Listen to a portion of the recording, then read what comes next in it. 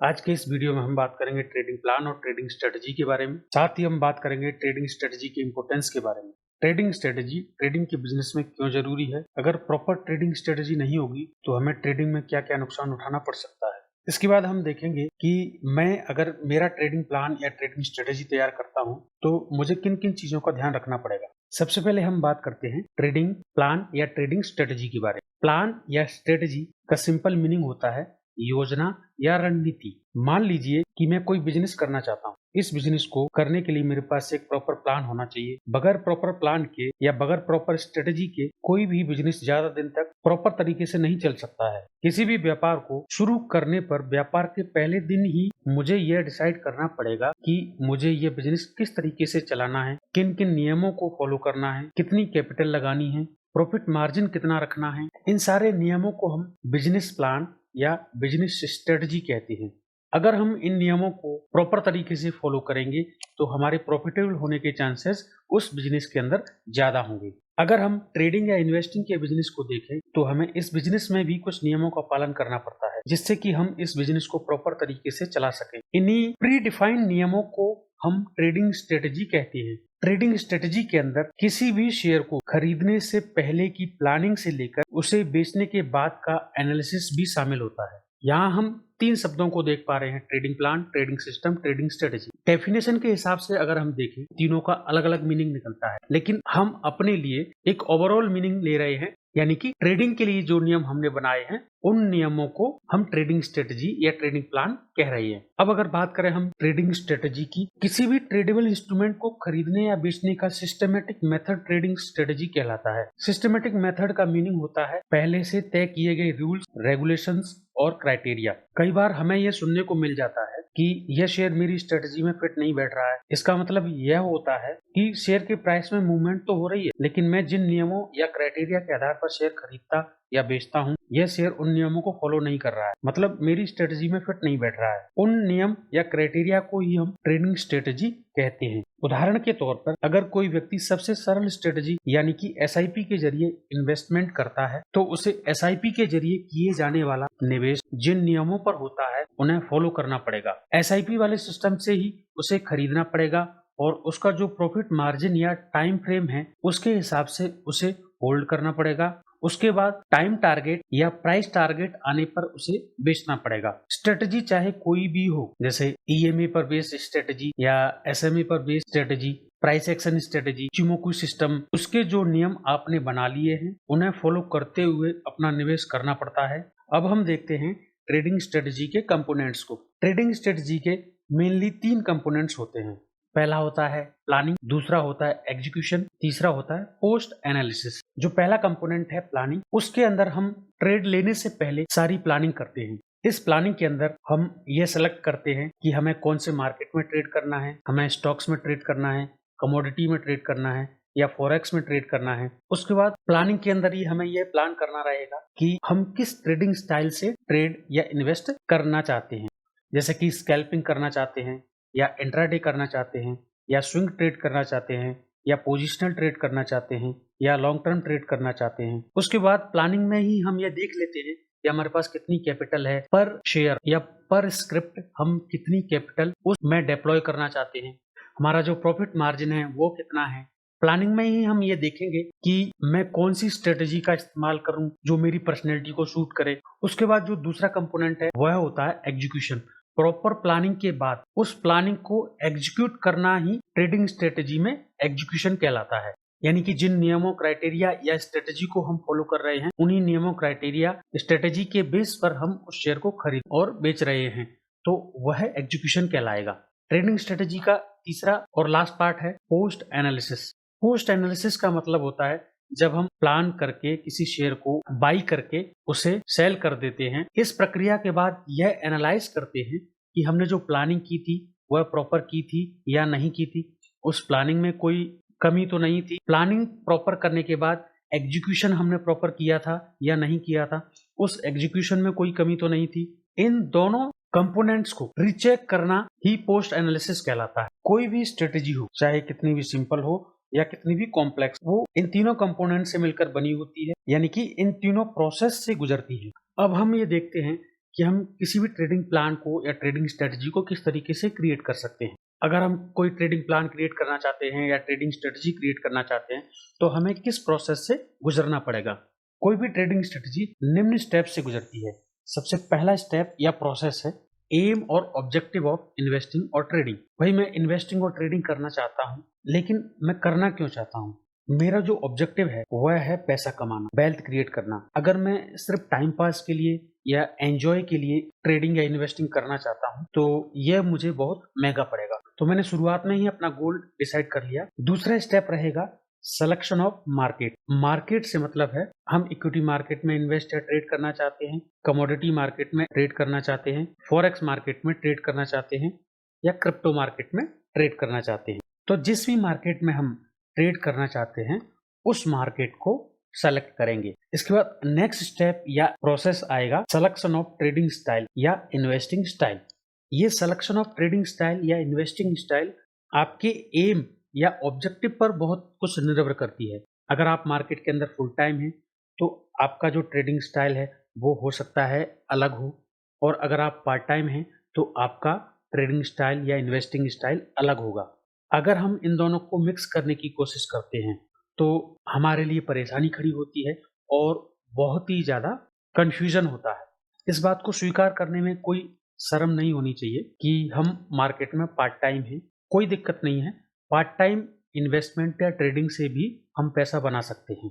जब हम ट्रेडिंग का ऑब्जेक्टिव और मार्केट का सिलेक्शन कर लेते हैं तो उसके बाद हम अपना ट्रेडिंग स्टाइल डिसाइड करते हैं। जैसे अगर मैं फुल टाइम हूँ तो मैं स्कैल्पिंग करना चाहता हूँ, इंट्राडे करना चाहता हूँ, स्विंग ट्रेड करना चाहता हूँ, पोजिशनल ट्रेड करना चाहता हूँ या लॉन्ग टर्म ट्रेडिंग या इन्वेस्टिंग करना चाहता हूँ। और अगर मैं पार्ट टाइम हूँ तो मैं स्विंग ट्रेड करना चाहता हूँ या पोजिशनल ट्रेड करना चाहता हूँ या लॉन्ग टर्म ट्रेडिंग या इन्वेस्टिंग करना चाहता हूँ। क्योंकि अगर पार्ट टाइम है तो स्कैल्पिंग और इंट्राडे हम नहीं कर सकते हैं। अगर कोई ये एडवेंचर करता है तो उसी के लिए नुकसानदेह है, किसी और के लिए नहीं। एक बार हमने डिसाइड कर लिया कि मैं कौन सा ट्रेडिंग स्टाइल यूज करने वाला हूँ। अगर मैं रेगुलर मंथली अर्निंग करना चाहता हूँ, शॉर्ट टर्म ट्रेडिंग की तरफ जाऊंगा, जैसे कि positional trading, swing trading, intraday trading या स्कैल्पिंग। अगर मैं कैपिटल अप्रिसिएशन या वेल्थ बिल्डिंग करना चाहता हूँ तो मैं लॉन्ग टर्म जो मेथड है उनकी तरफ जाऊंगा, SIP method, growth investing, value investing, positional trading और investing, swing trading, momentum investing, ये जो मेथड है मैं इनकी तरफ जाऊंगा। अब शॉर्ट टर्म ट्रेडिंग या लॉन्ग टर्म ट्रेडिंग का डिसीजन लेने के बाद फिर मैं उसके हिसाब से स्ट्रेटजी का सिलेक्शन करूंगा। अगर मैं शॉर्ट टर्म ट्रेडिंग करता हूं और लॉन्ग टर्म की स्ट्रेटजी को फॉलो करता हूं तो ये मेरे लिए बेनिफिशियल नहीं है। हो सकता है वो फायदा दे लेकिन इतनी ज़्यादा बेनिफिशियल नहीं होगी। अगर मैं लॉन्ग टर्म ट्रेडिंग को पसंद करता हूं और मैं शॉर्ट टर्म की जो स्ट्रेटजी है उनको फॉलो करूंगा तो ये मेरे लिए बेनिफिशियल नहीं होगा। ये SIP method, growth investing, value investing, positional trading और investing, swing trading, momentum investing, इनके बारे में हम एक वीडियो में पहले से बात कर चुके हैं। वीडियो का लिंक नीचे डिस्क्रिप्शन में दिया हुआ है। अब इन स्टेप्स को फॉलो करने के बाद हमने अपना दायरा थोड़ा छोटा कर लिया। छोटा करने से मतलब मैंने ये डिसाइड कर लिया कि मैं शॉर्ट टर्म ट्रेडर हूँ या लॉन्ग टर्म ट्रेडर हूँ, मुझे रेगुलर मंथली इनकम चाहिए या कैपिटल अप्रिसिएशन या वेल्थ बिल्डिंग करनी है। उसके बाद मैंने अपनी स्ट्रेटेजी को डिफाइन कर लिया कि शॉर्ट टर्म ट्रेडिंग के हिसाब से मुझे कौन सी स्ट्रेटेजी फॉलो करनी है। अगर मैं लॉन्ग टर्म ट्रेडर हूँ तो मुझे कौन सी स्ट्रेटेजी फॉलो करनी है। अब इससे आगे का जो प्रोसेस है वह है हाउ टू बाई। मैं किस स्ट्रेटेजी के आधार पर खरीदूंगा और बेचूंगा या किन नियमों के आधार पर खरीदूंगा और बेचूंगा। उसके बाद नेक्स्ट जो प्रोसेस है, स्टेप रहेगा, वह रहेगा व्हाट टू बाई, यानी कि मैं खरीदूंगा क्या। मैंने पहले डिसाइड कर लिया कि मैं इक्विटी मार्केट यानी कि शेयर मार्केट में इन्वेस्ट करूंगा, मैं कमोडिटी या क्रिप्टो या फॉरेक्स में इन्वेस्ट नहीं करूंगा। वो तीनों ऑप्शन मेरे लिए हट गए। उसके बाद इक्विटी मार्केट में मैं फ्यूचर में ट्रेड करूंगा या कैश में ट्रेड करूंगा, तो उसमें से मैंने डिसाइड कर लिया कि मैं कैश में ट्रेड करूंगा। अब ये डिसीजन लेने के बाद कि मैं कैश में ट्रेड करूंगा, कैश में भी BSE पर लगभग 6000 कंपनियां और NSE पर कम से कम 1800 से 2000 के बीच में कंपनियां लिस्टेड है। तो मैं सारी कंपनियों में ट्रेड या इन्वेस्ट नहीं कर सकता हूँ। मुझे पर्टिकुलर डिसाइड करना पड़ेगा कि मैं कौन सी कंपनी को खरीदूंगा या बेचूंगा। तो इसी को हम कह रहे हैं व्हाट टू बाई यानी कि वॉच लिस्ट। वॉच लिस्ट में वे शेयर रखे जाते हैं जिनमें हम ट्रेड या इन्वेस्ट करने वाले होते हैं या करते हैं। वॉच लिस्ट डिसाइड करने के बाद हम ट्रेड के एग्जीक्यूशन की तरफ बढ़ते हैं। ट्रेड एग्जीक्यूशन के लिए हमें एक स्पेसिफिक सिस्टम फॉलो करना पड़ता है, जैसे कि price action trading, trend following, counter trend trading. उसके बाद नेक्स्ट जो प्रोसेस स्टेप आएगा वह आएगा हाउ मच टू बाई। इस पॉइंट में हम पोजीशन साइज डिसाइड करते हैं, जैसे मुझे एक शेयर में एक बार में 1000 रुपये डालना है या 5000 रुपये डालना है या 10,000 रुपये डालना है या 20,000 रुपये डालना है।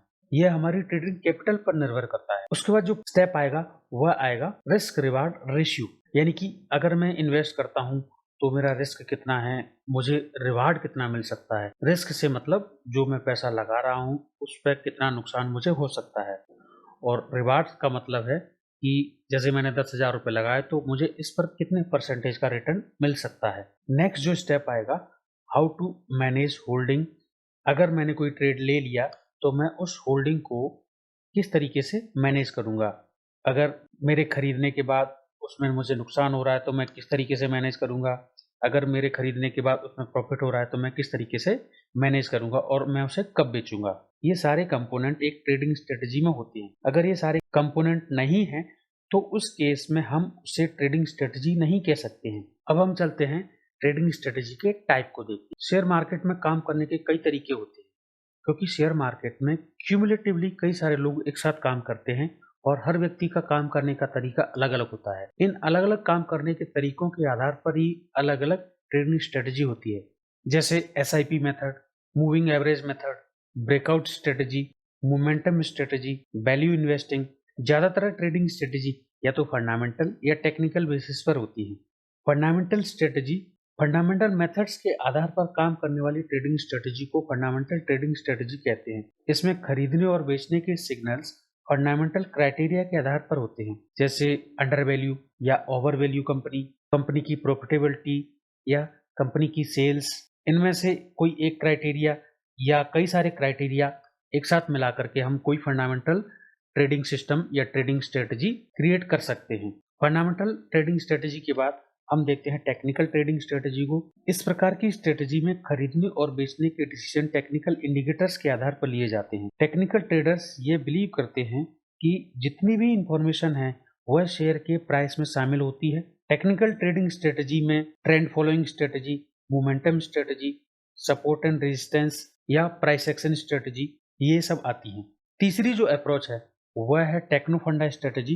इस तरीके की स्ट्रेटजी में हम फंडामेंटल क्राइटेरिया के साथ साथ टेक्निकल क्राइटेरिया को भी देखते हैं।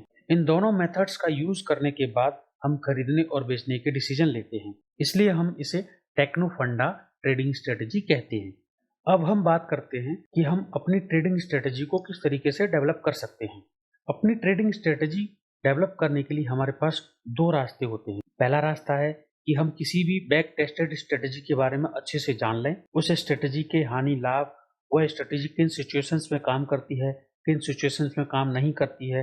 उसके बाद उसे अपनी पर्सनैलिटी के हिसाब से अडेप्ट करें और उसे यूज करें और उसके हिसाब से ट्रेड करें। दूसरा रास्ता है हम खुद से अपने एक्सपीरियंस के हिसाब से स्ट्रेटजी को क्रिएट करें। अब हम बात करते हैं ट्रेडिंग प्लान की इंपॉर्टेंस के बारे में। हम में से कई लोग ऐसे होते हैं कि हमें ट्रेडिंग प्लान के बारे में ज़्यादा पता नहीं होता है या थोड़ा बहुत पता होता है, फिर भी हम ट्रेडिंग प्लान पर ज़्यादा ध्यान नहीं देते हैं। एक्चुअली हमें लगता है कि हमें सब कुछ तो पता है कि कब शेयर को खरीदना है, कब शेयर को बेचना है, फिर ज़्यादा माथापच्ची करना ही क्यों। जबकि ट्रेडिंग प्लान या ट्रेडिंग स्ट्रेटजी बनाने के बाद भी हमें शेयर को खरीदना और बेचना ही है। तो दोस्तों ऐसा नहीं है। ट्रेडिंग या इन्वेस्टिंग में ट्रेडिंग स्ट्रेटजी या ट्रेडिंग प्लान बहुत ज़रूरी है। ट्रेडिंग प्लान आपको यह बताता है कि आपको ट्रेडिंग या इन्वेस्टिंग किन तरीकों से तय नियमों के आधार पर करना है। ट्रेडिंग स्ट्रेटजी या ट्रेडिंग प्लान हमें यह बताता है हमें किस शेयर में कब एंट्री लेनी है, कब एग्जिट करना है, कितना रिस्क लेना है। प्रॉपर ट्रेडिंग प्लान होने से हमें यह पता होता है कि हमें अपनी डेस्टिनी पर किन तरीकों से पहुंचना है। इसके जरिए हम ओवर ट्रेडिंग या रिवेंज ट्रेडिंग जैसी समस्याओं से बच सकते हैं।